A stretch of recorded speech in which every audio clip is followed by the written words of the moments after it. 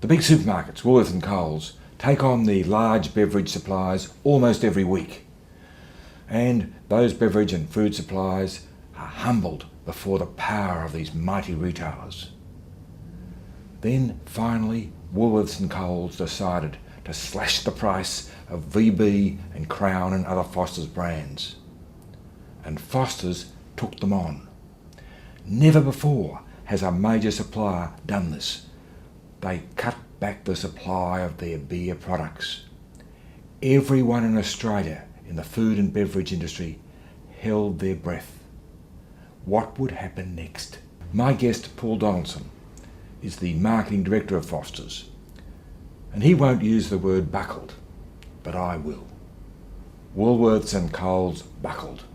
I might add that the beer market has changed dramatically, and we're now looking at a whole raft of different beers, and a whole new strategy is required by the big brewers. You'll find Donaldson's explanation of what they have to do and how they use social media a real insight.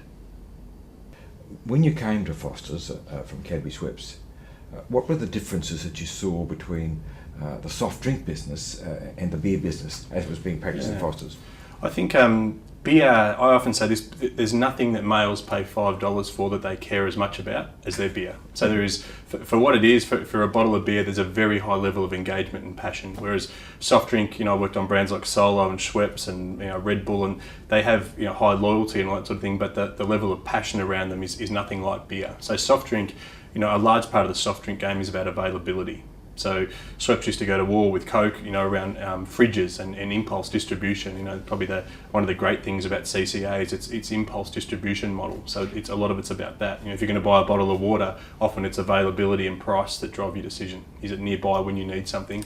Beer is very different. Beer is highly emotive. The choice of beer brand that you drink says a lot about you. For Australian males in particular, it's almost a visual cue of what you stand for as a person. So there's a very high level of engagement in beer. Well, then how did Foster stuff up VB? It had that position and it lost it. How did that happen? I think VB is a fascinating case study. So what's happened in the beer market? It's changed over the last 15 years more than at any time in the previous 100. So you've had incredible amount of new entrants, and the whole category started to fragment. So you've got premium beers and craft beers and international beers and mid-strength and all the rest of it, and that's very different to when my dad grew up drinking beer. He went to a party 25 years ago. There was only 2 or 3 beers in the esky, and most people know now if you go, there's probably 7 or 8 or 10 or 12. So, and VB is an interesting case study. VB is actually doing its job. In our portfolio, its job is to hold share amongst that traditional regular beer competitive set, and it is. So it competes with Tooheys New in New South Wales, Forex Bitter in Queensland, and it's doing its job. But one of the interesting facts is I have a strong view that no brand ever in the future, and should never say it never, will ever be half as big as what VB was. I think the fundamentals of the market are so different now that no brand will ever approach that sort of scale, relative to other competitors. So that requires a different approach, doesn't it? How do you manage the fact it's almost like wine? We've got all these different small vineyards coming onto the market and a multitude of brands. How do you change a strategy for that? Yeah, I think the big thing was, and I'm a big student of history, and I've spoken to a lot of the previous CEOs, MDs, and marketing directors of the last couple of decades through CUB, and I think in previous days it was the case of just pick your big brands, put the ad on television, and it would all work because there just wasn't the choice there. So the big difference, and the answer to that question is, we approach it far more now from a portfolio point of view. So we have very clear understanding of who the consumers are that drink premium beers, what drives them, and we attack that segment of the market with the portfolio we have. So whether it's Corona in terms of around escapism, or Crown Lager around Australian brewing quality, that's how we do it. It's far more about the portfolio than just having giant iconic brands all the time. But you've actually introduced some sort of crazy brands. Is it Fat Yak or something? Yeah. So Fat Yak. So craft beer is the highest growth area of the Australian beer market. And it's craft beer. What does that mean? Craft beer means small, handmade, all malt beers largely. And in America, it's now around 6% of the total beer market. It's been the most dominant part of the growth in America. Australia is lagging that to a degree, but catching up rapidly. So craft beer is where a lot of the growth is. So it requires a totally different model. These consumers are highly discerning, want to know the story of their brand, like things that are a bit quirky, don't necessarily want to see their brands on television. It's a very different model. So how do you market to these people? What do you do? That's all right. We do some crazy things. So we recently did a promotion. Normally on VB we did Boonie Dolls in the past. Yeah. On Fat Yak we did a promotion recently where you went to Mongolia and you won a racing yak to compete in the Mongolian equivalent of the Melbourne Really? Cup. So it's the winner yak Was promotion. that put on television or did you put it on social media? It went mostly on social media. We did some tongue-in-cheek little bits on television, but that's an example. So we sort of almost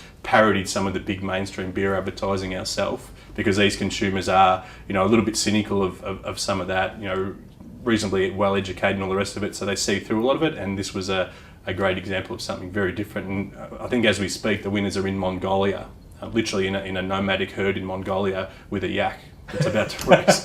So that's a good example. How on earth did you think up that name? Fat Yak. I think we put everything through research. It's one of the differences to the old days. We have a very high level of accountability in marketing, and most people roll their eyes at that, but it's true. It's changed fundamentally from even 10 years ago. So everything we do, we talk to consumers and we validate time and time again before we launch it. And we still make a few mistakes, but that's the process. And CUB's, even the last year, has really started to transform the way we do that. So Fat Yak came through ideation with probably a dozen names for what it could have been. We went and spoke to the general public, and they loved it. In the end, they loved it. So that's in the end, the best idea that will work with the public wins. A Fat Yak bottle, is there the name Foster's anywhere? No, it's Matilda Bay. So our craft beer master brand, that we call it, is Matilda Bay, which we acquired a number of years ago, and that's the parent brewer of the Fat Yak brand. Tell me about the social media. How are you using that? Yeah, so it's interesting. I often say this. I think marketers often get caught up in the bright lights of what's new and shiny. I think that happens, and you see it time and again. And I think social media is the newest shiny thing on the block. There are probably a few newer ones that are more niche. My view is always, at any point in time, we're trying to communicate a message about a brand. And whatever the best way to do that is, that's what we should do. So I don't get hung up on social media, but for some brands, it's a really important part of telling that story. So, for example, Pure Blonde has 78,000 fans on Facebook. So we can communicate with them instantly and directly. So instant dialogue, instant feedback. If we want to change the recipe or change the packaging, we can get 78,000 bits of feedback instantly. We can offer consumer offers on whether it be price-based or a cap or a giveaway immediately. So you offer the beer directly to the consumer? Yeah, often we'll offer a voucher or a coupon to go and redeem it at a retailer. Okay. And we've started to trial that, and it's been really interesting, some of the results. We can get down to geographic specific areas, so we can say to everyone in Richmond, it's Friday night, happy hour, go and have a pot of Carlton Draft for $3. So you use Carlton Draft on social media as well? Absolutely. Carlton Draft has 30,000 fans on Facebook, as does VB. So it's funny, a lot of people think social media is this new shiny thing just for people who use iPhones. It's not. Facebook has a huge population of people over 40. How do you handle the youth side of beer marketing? Yeah, it's well, there's a couple of things there. Obviously, there's a big responsibility agenda, which is very different when I speak to people from older days. It was an important part of it. Now it's fundamental. Everything we do gets vetted, pre-vetted, tested. We have very strict codes, and most laymen, when I explain to them some of the rules we have to abide by, they can't comprehend it. So if you have a look at the Corona image here, for example, we can't show anyone near water with a beer. So whenever you see the ocean and someone drinking a beer, we now have to make sure there's grass in between them. So, and most people find that phenomenal. I filmed a commercial for a campaign we did with the RSL 2 years ago with the Victoria Cross recipient Keith Payne, and we're on Sorrento Back Beach. And he was in his full suit and tie with medals, the whole bit on a deck chair. We had to take down potted grass to put around his feet, so it didn't look like he was going to get up in his suit and have a swim. So there's some incredibly strict codes, and they're all there for good reason. So that's part of the youth angle. And the other bit is there's generational change with youth and tastes in beer. Most drinkers over 40 sort of roll their eyes at it again, but these guys largely drink lighter style, far less bitter, dry style beers, and that's been the generational change in beer. Why did that happen? There's a few different reasons. People have theories that they grew up. It's a soft drink generation, and they're exposed to ready to drink alcohol, which has lighter flavours. But I think it's just it's one of those things that palates change, and beer's drunk for a whole lot of different reasons now, and you've now got lighter style beers, and the brewers get sick of it every time we go to them, say we need a new beer, and look, the consumers telling us they want lighter flavour, not as bitter, and they don't like it. And what's a great example? That's what I mean with this fragmentation. So you do have this lighter style going away from, say, your VB and those sort of brands where they want lighter, but you also have craft beer where they want far more intense. And that's a great example of how the beer market's starting to split and fragment. Do you think that beer is going to, as a totality, increase its share of the alcohol drinking market?